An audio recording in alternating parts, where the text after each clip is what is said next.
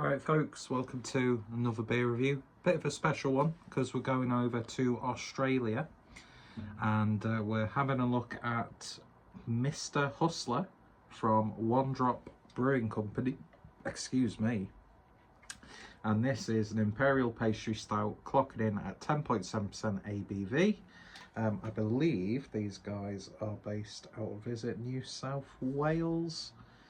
I'm sure Short and Stout Beer Reviews, aka Sam, will be able to correct me on that. This was picked up in a little bit of a haul that I made with Mr. Mersey Beers. We saw a website that was stocking a few of these beers. I'd imagine they've made the rounds in the UK. And obviously he travelled over to Australia and met up with Sam. And I decided to go for a couple of big Imperial Stouts. The other one, which is Big Bad Wolf or Lone Wolf, what's it called? Big Bad Wolf, already chilling down, is going to be done as a live review with ourselves, and I'm sure Mr. Hopsine will be part of that. I'm not sure when that's going to be, but yeah, so I'm clearing the fridge just before my trip to Berlin. And maybe bring back some nice German craft. That isn't just like the usual sort of like Frau Gruber, although I've not seen Frau Gruber beers for ages. Or Check. So yeah, we shall see. Anyway, it's Friday evening. I am in work tomorrow, but I thought let's crack open an Imperial Stout. And yeah, and I've become one of those cunts that wears beanies incorrectly. Just because it kind of goes with my long hair. Plus, I'm going through my Sam Hyde sort of phase at the moment. So let's see what we get with this. I don't think I've had an Imperial Stout for a little while now. So we'll see what we get with this one. It's a little bit dark in here, so I'm probably not getting the best representation. Oh, it's a dirty glass of this beer. But I'd say that's more like a nice sort of like oaky dark brown as opposed to a jet black. One thing is worth for a really nice dark tan looking head. Looking very pretty in this balance glass. Anyway, I'm so surprised that this glass is not smashed by now. Anyway, looks really, really nice. Let's see what we get on the nose. Oh wow, that is chocolatey. Yeah, wafer biscuits. The lactose is coming through. Adds a nice vanilla wafer biscuit edge to it. But no, that's unmistakably chocolate cacao. Oh wow, it's just really full of aroma. And that sentence didn't sound right. Really like the artwork on this one. 440ml can. Oh yeah, that smells so good. Blue ribband. Definitely getting a blue ribband sort of character. Yeah, it's that dark, dense, cakey sweetness you're getting. Very subtle roasty notes. Like a sort of like a tame coffee almost. Dark chocolate digestives. Yeah, it's very biscuity. It's an amalgamation of chocolate-based biscuits, offset nicely with a nice vanilla wafer character to it. Smells very good. Let's give it a taste. Cheers, Adam, and cheers, Sam.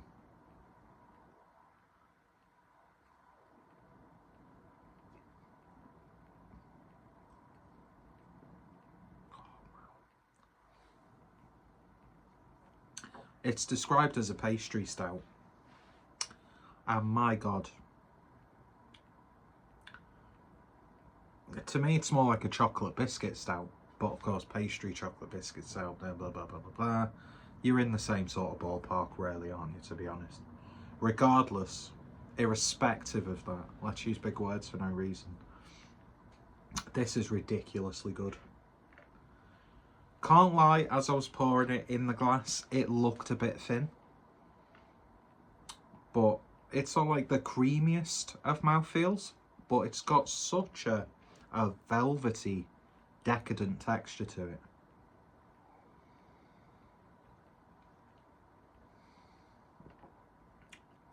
Again, beautiful, like pronounced chocolate flavours coming through first and foremost. It kind of has that chocolate digestive, freshly dunked into a nice coffee sort of flavour. Don't think coffee's been used in this. I had a quick look on the Untappd and it didn't really go into too much detail. Not that I'd remember anything that I'd read on Untappd as soon as I press record on the camera. What I like as well, towards the middle to back end, you get this nice roasty, slightly savoury character coming through. So it doesn't become too sickly sweet. But it's not like uber sweet by any stretch, but it's just the right amount. And it's been such a long time since I've had an Imperial Stout that has those flavours coming through. ABV is not as hidden as some Imperial Stouts are these days. Definitely it comes into play towards that back end. There's a warmth here going down. But no, it's just so flavourful.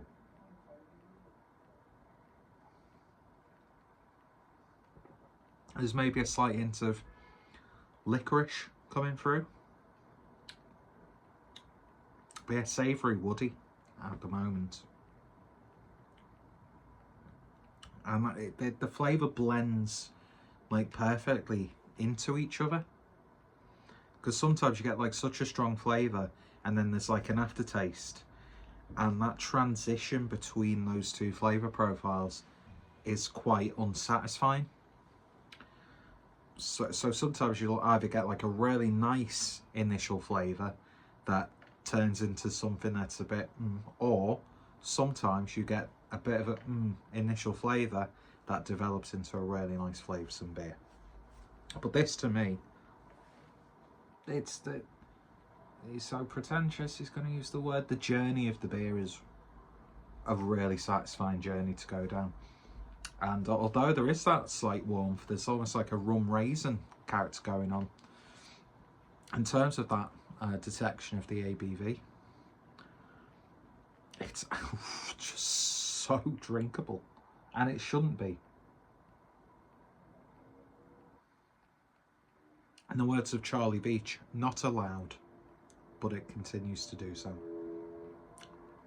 Yeah, there's a real sort of like decadence to this. Sort of like, to me, blurs the lines, but in a good way, of being, like it says, a pastry stout that's got all these flavours coming through.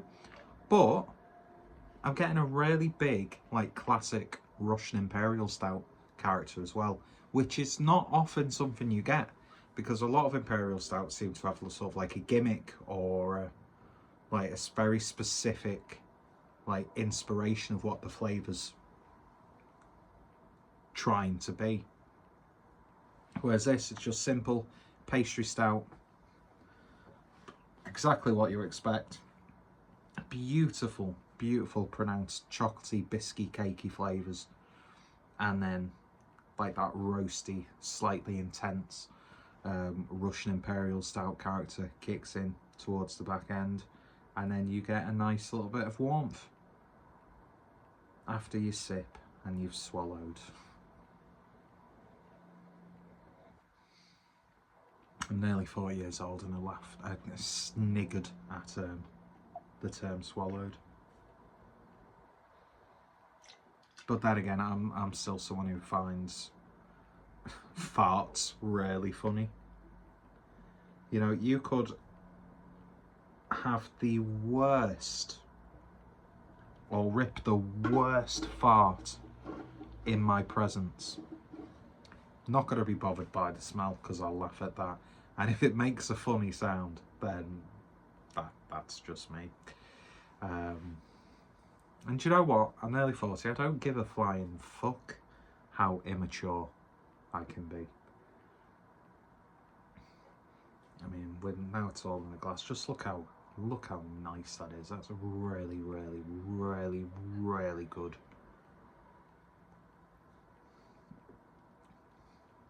It was a little bit expensive, but I can easily justify it because I'm not very often going to see beers like this.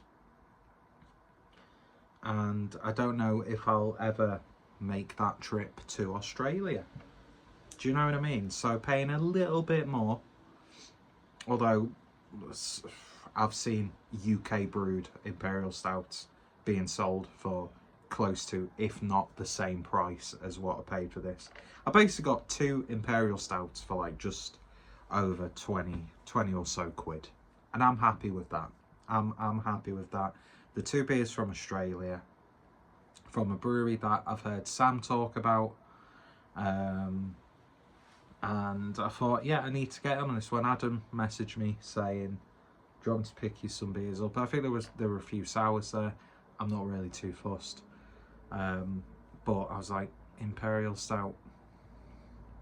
Yes, it's a wonderful, wonderful style. And this is an absolutely terrific example of an Imperial Stout. Can't stop drinking it. That's beautiful. It's like genuinely beautiful. Really, really good stuff. So yeah,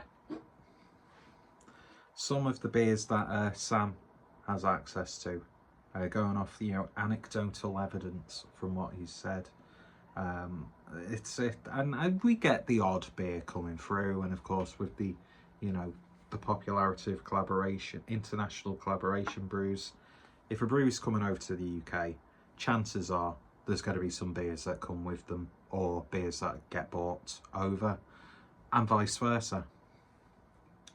So it's just always really satisfying to try beers from places and from breweries that you very seldom get a chance to try. And yeah, lovely stuff. I'm going to enjoy the heck out with the rest of that. He decides to censor his swear words towards the end of the video, but I'm edging out. I've got a Chamonix house t-shirt, Nick Rockerfoot. Anyway, I'm not mentally well. So yeah, big thank you to Adam. Big thank you to Sam, which got the idea of Australian beers in my mind, and just both all-round great guys. And I'm very much looking forward to doing the live review of the other Imperial Stout. Links to both channels in the description. Go check out the brewery if you've tried it. Let me know your thoughts, opinions down below. And yeah, thank you for watching, and hopefully I shall see you later.